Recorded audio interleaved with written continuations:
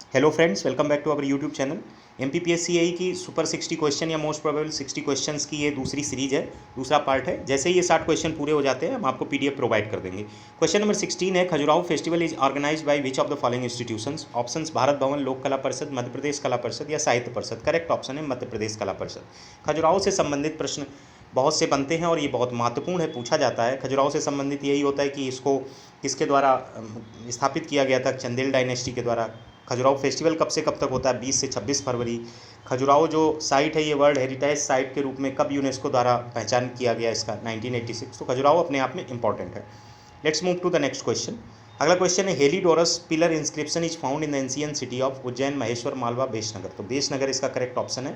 Heliodorus pillar, Heliodorus एक विदेशी यात्री था जो एक काल में आया था और ये हेलीडोरस पिलर को डिस्कवर किया गया था अलेक्जेंडर कनिंघम के द्वारा 1877 में। अगले प्रश्न की तरफ बढ़ते हैं। ये प्रश्न अपने आप में बहुत महत्वपूर्ण है और अंत तक आपको फील होगा कि ये प्रश्नों की जो सीरीज है 60 कहीं ना कहीं आपको बहुत हाई लेवल का कॉन्फिडेंस देगी, specially in non tech portion. अगला क्वेश्चन है, the Jama Masjid suppose to be an only mosque to contain Urdu and Sanskrit script is located in which one of the following places of MP. तो ये जामा मस्जिद कहाँ है जहाँ उर्दू और संस्कृत की स्क्रिप्ट उस पर लोकेटेड है? तो उसमें ऑप्शंस हैं अलीराजपुर, होशंगाबाद, बुरहानपुर, उज्जैन। तो इसका करेक्ट ऑप्शन है बुरहानपुर। बुरहानपुर ताप्ती नदी के किनारे स्थित है। इसको बनवाया शाहजहाँ ने था और पीरियड था 1650 से 56। अगले प्रश्न की तरफ अगर बढ़ें, how much money has been allocated for Atal Griha Jyoti Yojana in MP state budget 2021-22। Economy से रिलेट करके हमने 2-3 क्वेश्चन शामिल करे हैं, शायद आपको फील आएगी कि इंपॉर्टेंट हैं। अटल गृह ज्योति योजना, पहले तो ये पूछा जा सकता है कि अटल गृह ज्योति योजना का पहले पूर्व में नाम क्या था। तो पूर्व में इसका नाम था इंदिरा गृह ज्योति योजना। भाजपा सरकार बनने के बाद उन्होंने उसका नाम अटल गृह ज्योति योजना कर दिया है। और बजट 2021-22 में जो पैसे इसके लिए अलॉट किए गए थे वो हैं 2581 करोड़ रुपए। 2581 करोड़ रुपए। इन पैसों का यूज क्या होगा? इन पैसों का यूज ये होगा जो बिजली की खपत है उसमें इसका उपयोग किया जाएगा। मतलब 100 यूनिट ऑफ लाइट जो EWS इकोनॉमिकली वीकर सेक्शन के लोग हैं, फाइनेंशियली स्ट्रॉन्ग नहीं हैं, उनके लिए सिर्फ 100 रुपये रहेगा 100 यूनिट तक अगर आप यूज करते हैं। अगर 100 यूनिट से ऊपर यूज करते हैं तो फिर नॉर्मल जो बिजली का चार्ज है वो लगेगा। तो उसके कंपनसेशन को मैनेज करने के लिए या ऐसी बिजली उत्पादित की जाए उसके खर्च के लिए 2581 करोड़ रुपए आवंटित किए गए एमपी स्टेट बजट 2021-22 के तहत। अगले प्रश्न की तरफ चलते हैं। अगला प्रश्न है, MP export corporation and MP handloom directorate were establish under which 5 year plan, first, second, 11th, 5th। तो 5th 5 ईयर प्लान के तहत एमपी एक्सपोर्ट कॉर्पोरेशन और एमपी हैंडलूम डायरेक्टरेट को स्थापित किया गया था 1974 से 1979। ये शायद 76 में हुआ था और ये 77 में इस्टेब्लिश हुआ था 1900। और इसका पीरियड 5th 5 ईयर प्लान का 1974 से 1979 रहा था। इसमें जस्टिस वगैरह से संबंधित, गरीबी को दूर करना और जस्टिस, न्यायबद्धता रहे, वचन न्याय के प्रति लोगों में जागरूकता जागे, इन सब का इससे रिलेशन था 5th 5 ईयर प्लान का। और इसका जो प्लान डॉक्यूमेंटल तैयार किया था वो डीपी धर ने तैयार किया था। ग्रोथ इसमें अनुमानित की गई थी 4 पॉइंट समथिंग, लेकिन ग्रोथ 5% इसमें मेजर की गई थी। ये 5th 5 ईयर प्लान से संबंधित है। मैंने पहले भी बताया पंचवर्षीय योजना 90% पक्का है कि ये प्रश्न जरूर आएगा। वो फर्स्ट से आए, सेकंड से आए, थर्ड से आए, फोर्थ से आए, 5th से आए। ये प्रीवियस ईयर क्वेश्चन है एमपीपीएससी प्री का, तो इम्पोर्टेंट बनता है। चलिए आगे देखते हैं। अगला question, MP has allocated how much percentage of total expenditure for rural development from the state budget of 2021-22। Budget से भी क्वेश्चन बनना तय है। तो ये पूछा है कि टोटल एक्सपेंडिचर का कितना परसेंटेज रूरल डेवलपमेंट के लिए किया। ये चारों परसेंटेज इंपॉर्टेंट है। पहला है एजुकेशन फील्ड के लिए 17% है, दूसरा है हेल्थ सेक्टर के लिए 5.4% है, तीसरा है आपका एग्रीकल्चर फील्ड के लिए, और 5.8% जो है ये रूरल डेवलपमेंट के लिए। तो करेक्ट ऑप्शन डी पार्ट हो जाएगा। बाकी ये तीनों से भी क्वेश्चन बनता है। तो यहाँ पे एक तरीके से 4 क्वेश्चन कवर हो रहे हैं। अगर क्वेश्चन ये रहा होता है, MP has allocated how much percentage of total expenditure for education sector from the state budget, तो करेक्ट ऑप्शन 17% रहा होता। बट उसने रूरल डेवलपमेंट पूछा है तो 5.8%, हेल्थ की बात करता तो 5.4%, अगर आपसे agriculture and other related communities की बात करता तो 7.6%। अगले प्रश्न की तरफ बढ़ते हैं जो कि अपने आप में इंपॉर्टेंट है। Indus mega food park is situated in which district of MP. Indus mega park कहाँ है? पहले तो मेगा फूड पार्क एमपी में सिर्फ 2 हैं, एक है इंडस मेगा फूड पार्क, एक है Avanti mega food park. Indus जो है वो खारगोन जिले में, अवंती देवास जिले में। तो अपने आप में मेगा फूड पार्क से रिलेटेड ये इतनी खबर है जो इंपॉर्टेंट है। तो करेक्ट ऑप्शन खारगोन होगा। इसके बाद अगला क्वेश्चन है, as per 2011 census the percentage of male population in MP was. जो 2011 की जनगणना है उसमें भी इम्पॉर्टेंट एक क्वेश्चन कन्फर्म ही है, क्या पूछ लें वो निर्भर करता है। हमने मैक्सिमम चीज़ें कवर करने की कोशिश की हैं। जो आगे क्वेश्चन आएंगे, अभी जैसे 30 क्वेश्चन हो जाते हैं, 30 और बचे हैं, उसमें कम से कम 2 या 3 क्वेश्चन अभी आपको 2011 के सेंसस के जरूर मिलेंगे। ओवरऑल अगर 60 का आप देखेंगे फिगर, तो उसमें जो जो सर्टेन चीज़ें हैं जिनको वो लीव नहीं कर सकते हैं पेपर के स्वभाव के अनुकूल, एक रहता है कि ये पोर्शन तो कवर करना ही है जो मेंशन है सिलेबस में, तो उसमें ये चीज़ें बनती हैं। 2011 सेंसस की बात करें तो परसेंटेज ऑफ मेल पॉपुलेशन कितना रहा है, तो परसेंटेज ऑफ मेल पॉपुलेशन रहा है 52.8%, 52.8% रहा है। अब अगर यहीं पे फीमेल पॉपुलेशन पूछ दिया जाए तो बस 100 में से 52.5 घटा दो तो वो फीमेल वाला आ जाएगा। अगर ये पूछा जाए कि 2011 में एमपी की टोटल जनसंख्या कितनी थी, तो ये आपके सामने है 7,26,26,809, जो कि 6% ऑफ टोटल इंडिया की पॉपुलेशन के हिसाब से था उस समय। 2011 की बात हो रही है। ओबीसी की अगर पूछी जाए कि ओबीसी कितने परसेंटेज था 2011 में, ये पहला स्टेट है जिसने एक तरीके से कास्ट सेंसस रिवील किया है। ये पहला स्टेट अगर पूछा जाए, which is the first state to reveal caste census in 2011 census, 2011 census में कास्ट वाइज अगर किसी ने बताई है कि कितने परसेंटेज है तो वो मध्य प्रदेश है।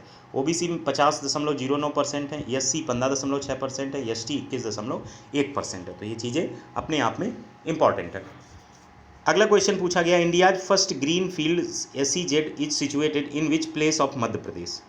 एसईजेड का मतलब होता है स्पेशल इकोनॉमिक जोन, जहाँ पे आर्थिक क्षेत्र में लोग प्रगति करें, इंडस्ट्री प्रगति करें, उस पर बहुत ज़्यादा बंधन नहीं होते, प्रतिबंध कम होते हैं, तो उसे स्पेशल इकोनॉमिक जोन बोला जाता है। तो first green field special economic zone किस जगह मध्य प्रदेश में सिचुएटेड है, तो ये पीथमपुर में सिचुएटेड है। और पीथमपुर धार जिले में पड़ता है, धार जिले में पड़ता है, ये याद रखिएगा। और अगर वैसे लोकेशन वाइज पूछा जाए तो ये 35 किलोमीटर सिटी ऑफ इंदौर से है। टोटल 50 इंडस्ट्रियल यूनिट्स इस्टेब्लिश की गई हैं पीथमपुर में, और ये पहला ग्रीन फील्ड एसईजेड है इंडिया का जो पीथमपुर में मध्य प्रदेश में है, और total area of 1114 hectare cover करता है। अगर पूछा जाए कि कितने total social economic special economic zone हैं, तो 4 टोटल स्पेशल इकोनॉमिक जोन हैं मध्य प्रदेश में, जिसमें एक गवर्नमेंट क्रिस्टल आईटी पार्क है जो कि इंदौर में है, बाकी 3 प्राइवेट ऑपरेटेड एसईजेड है, इंफोसिस, टीसीएस और इम्पेटस, ये सभी के सभी इंदौर में है, और एक छिंदवाड़ा में प्रपोज्ड है। ये सारी इन्फॉर्मेशन मध्य प्रदेश की ऑफिशियल वेबसाइट्स जो एसईजेड से रिलेटेड है वहाँ से मैंने पिक की है, तो इसमें कोई डाउट नहीं होना चाहिए। अगले प्रश्न की तरफ अगर बढ़े तो अगला प्रश्न है, who is known as the father of the Indian super computer. ये क्वेश्चन एमपीपीएससी प्री में पूछा गया है, इसमें कंप्यूटर का क्वेश्चन बोला जाएगा ये। तो सुपर कंप्यूटर का फादर विजय पुडरंग भटकर को माना जाता है, Vijay Pandurang Bhatkar, known as the father of Indian super computer. Let's move to the next question. अगला क्वेश्चन है, the place where accessories are connected in computer is known as port, ring, bus, zip. Port को बोलते हैं जहाँ पे accessories connect होती हैं computer में, सिंपल सा है। अगर बस और जिप की बात करें, बस किसे बोलते हैं, ये बस वो नहीं है जिससे हम ट्रैवल करते हैं। बस is used a term in the computer. इसका काम होता है कंट्रोल सिग्नल्स को भेजना और डाटा प्रोसेसर और अदर कंपोनेंट्स के बीच ट्रांसफ़र करना। जिप की बात करें तो एक फाइल फॉर्मेट होता है जिसका काम एक से अधिक फाइलों को कंप्रेस करके एक सिंगल लोकेशन पे कंपाइल करना। और रिंग का काम होता है, रिंग नोड टू नोड अगर जोड़ते चले जाते हैं तो वहाँ रिंग फॉर्मेशन क्रिएट होता है। तो इसका करेक्ट ऑप्शन यहाँ पे पोर्ट होगा। अगले क्वेश्चन की तरफ बढ़ें तो अगला क्वेश्चन है, who was the winner of men's singles 2021 Wimbledon championship. ये क्वेश्चन स्पोर्ट्स करंट अफेयर का हमने इन्वॉल्व किया है ताकि बैलेंस बना रहे। आप बिल्कुल स्टैटिक जीके में रहेंगे तो चीज़ें आपको थोड़ा सा अजीब लगेंगी कि कुछ भी करंट अफेयर का 1-2 क्वेश्चन तो आना चाहिए, इस तरीके से अवॉइड नहीं हो सकता। Although we are compiling the current affairs for April month and hopefully in 2 or 3 days April month will come, then March month will become, then February month will come, then January month will come.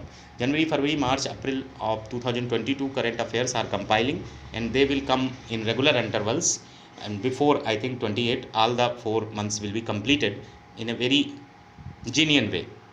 Question the who was the winner of the men's singles 2021 Wimbledon championship. Options जो भी हैं, correct option Novak Djokovic. अगर ये पूछा जाए कि Novak Djokovic ने किसे हराया था तो नोवाक जोकोविक ने हराया था मैटियो बेरिटेनी को। और ये कौन सा उनका विंबलडन खिताब था, तो ये इनका 6वां विंबलडन खिताब था, ये इनका 6वां विंबलडन खिताब था। और अगर वुमेंस में पूछा जाए किसने जीता है तो ऑस्ट्रेलियन खिलाड़ी एस्ले बार्टे ने कैरोलिना पेलिस्कोवा को हराया था और वो उनका पहला विंबलडन खिताब था। अगले प्रश्न की तरफ बढ़ते हैं। अगला प्रश्न है, which hockey player from MP were the part of the Indian men's hockey team winning the bronze medal at the Tokyo Olympics 2020। आप ये मान के चलिए कि लगभग छपा हुआ क्वेश्चन रखा है, इससे ज़्यादा और कुछ नहीं कहेंगे, लगभग छपा हुआ रखा है। ऑप्शंस हैं Neelkanth Sharma, Vivek Sagar, both A and B, none of the above. जो हॉकी टीम गई थी ओलंपिक में उसने ब्रॉन्ज मेडल जीता था, जर्मनी को हराया था। और जो लोग अलग अलग स्टेट के उसमें शामिल थे उनको स्टेट गवर्नमेंट ने इनाम भी दिया था। तो उसमें एमपी के 2 लोग थे, नीलकांत शर्मा और विवेक सागर। इनको एमपी गवर्नमेंट ने 1 करोड़ रुपए का अवार्ड भी दिया था। दोनों को, नीलकांत शर्मा को announce ₹1 crore awards after the Indian men's hockey team won the bronze medal. अगले प्रश्न की तरफ बढ़ते हैं। अगला प्रश्न है, in whose leadership the tribal movement took place in Sendhwa. Sendhwa में किसकी लीडरशिप में ट्राइबल मूवमेंट हुआ था? तो भीमा नायक की लीडरशिप में ट्राइबल मूवमेंट हुआ था। तो करेक्ट ऑप्शन ए पार्ट होगा। अगले प्रश्न की तरफ बढ़ें और अंतिम प्रश्न है, रानी दुर्गावती ने किस रीजन के एमपी के रूल किया था? तो गोंडवाना रीजन है जहाँ पे उन्होंने शासन किया था। तो करेक्ट ऑप्शन ए पार्ट होगा। मिलते हैं नेक्स्ट वीडियो में और इन्फॉर्मेशन के साथ। डेली वीडियो आएगा और आपकी प्रिपरेशन लेवल अपने आप अच्छी होती चली जाएगी। अपनी प्रिपरेशन सिविल के क्षेत्र में करते रहिए। 12 से 3 मत सोइए, 12 से 3 फालतू के वीडियोज मत देखिए, 12 से 3 बैठकर रियल में स्टडी करिए। अगर आपको सच में एमपीपीएससी एई के अंदर इंटरव्यू के बाद जॉब चाहिए, अपना सीट पक्की करनी है, तो आपको सिंसियरिटी लेवल बहुत ट्रू टू द सेंस रखना होगा। ये बात बहुत अच्छे से मान के चलिए, कुछ भी ऐसे हासिल होता नहीं है। Rather than speaking, thinking, calculating, analyzing, I will suggest you do hard work, do real hard work, and the real hard work comes from time. बहुत समय लगता है ये हार्ड वर्क करने में। I hope you understand more than I speak. मिलते हैं next video में, तब तक के लिए नमस्कार।